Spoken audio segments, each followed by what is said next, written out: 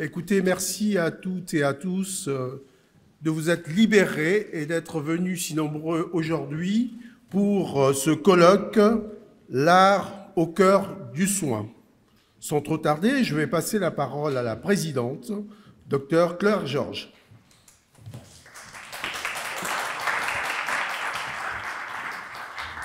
Merci beaucoup, Olivier. Alors, l'Organisation mondiale de la santé, ou OMS, a publié en novembre 2019 un rapport à partir de 900 études qui s'appuyaient sur 3000 études du monde entier. Ce rapport nous montre que les activités artistiques et culturelles peuvent être bénéfiques pour la santé, et cela à la fois la santé mentale et la santé psychique, la santé physique, pardon. L'OMS définit la santé comme un état complet de bien-être physique, mental et social, qui ne consiste pas seulement en une absence de maladie ou d'infirmité, et elle est également associée à la notion de bien-être.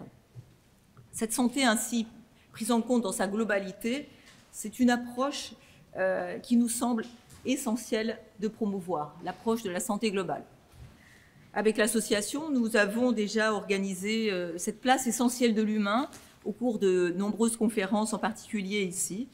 Et nous avons ainsi décliné différents thèmes: le corps au cœur du soin, l'humain dans les organisations de soins, l'humain au cœur du travail vivant. Et puis nous avons insisté sur l'importance des liens humains, dans le prendre soin. Alors parmi les associations, nous avons organisé des rencontres, des ateliers d'échange et de partage de lecture dont nous parlerons tout à l'heure.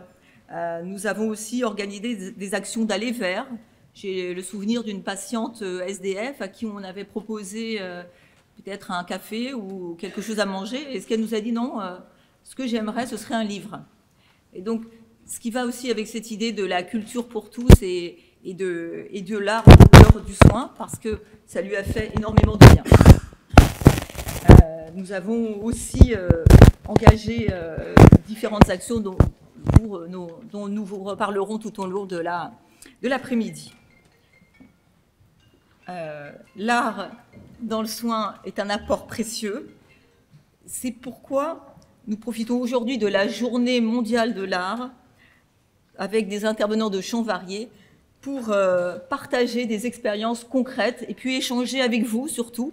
On va garder du temps d'interaction pour que chacune et chacun puisse partager l'expérience personnelle, professionnelle, et au service donc des patients, des professionnels et de la communauté. L'art, comme vous le savez, prend une multitude de formes: la musique, le chant, la danse, le théâtre, la sculpture, le dessin, la peinture, j'en oublie, la photographie, la lecture, l'écriture, l'art floral également.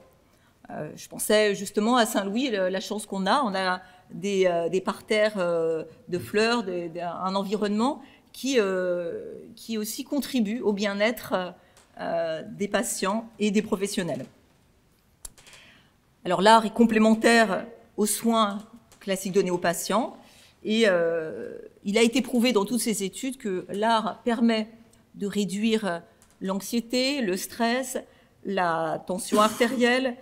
Il permet de stimuler la motricité, en particulier des pathologies liées au vieillissement, et de pathologies comme la maladie d'Alzheimer et du Parkinson, où on a montré que la danse permettait de contribuer à une véritable amélioration de l'état des personnes atteintes.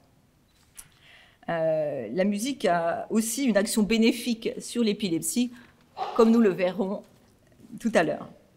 La musique est aussi utilisée de plus en plus dans les services interventionnels, dans les salles d'opération et en chirurgie, ce qui permet de diminuer la douleur et diminuer la dose d'anesthésique, également utilisée dans le cancer, en soins de support, comme nous le reverrons cet après-midi. La musique, et l'art en particulier, est utile pour réduire les effets des stress post-traumatiques, comme cela a été montré en particulier chez des migrants, des jeunes migrants, pour réduire l'impact du stress post-traumatique. Bien sûr, l'art ne remplace pas le soin technique, c'est évident, mais l'art est complémentaire et c'est une dimension qui est à la fois préventive et peu coûteuse. C'est c'est un facteur de santé globale, comme bien manger, comme bouger, comme bien dormir. Et l'avantage, voilà, c'est que c'est simple, c'est peu coûteux, c'est accessible à tous et que c'est profondément humain. Au cœur de tout cela, il y a aussi la beauté esthétique et la beauté émotionnelle qui fait beaucoup de bien dans les interactions ou dans justement l'observation comme l'évoquait le philosophe Charles Pépin, la beauté peut nous sauver. Dans un de ses livres, ce titre-là est très, très éloquent et il évoque bien l'importance que peut avoir la beauté d'un paysage, d'une mélodie, d'un tableau, d'un échange, ce qui n'est jamais superficiel et qui permet de retrouver une forme de liberté et de développer une confiance en soi. Cela nous aide à mieux nous connaître et à oser être ce que nous sommes. Donc finalement, des approches que nous allons explorer tout au long de l'après-midi, comme celle de la bibliothérapie ou des ateliers créatifs, eh bien, ce sont des approches qui constituent de nouveaux espaces de soins. On ne soigne pas seulement un corps, on accompagne aussi une personne dans sa globalité. Et dans une logique de prévention, de juste soin au juste coût, ce sont des pistes essentielles que l'on ne peut pas négliger. On pourra alors dire que la médecine aura pleinement retrouvé sa vocation, soigner et surtout prendre soin de l'humain dans toutes ses dimensions. Je vous remercie.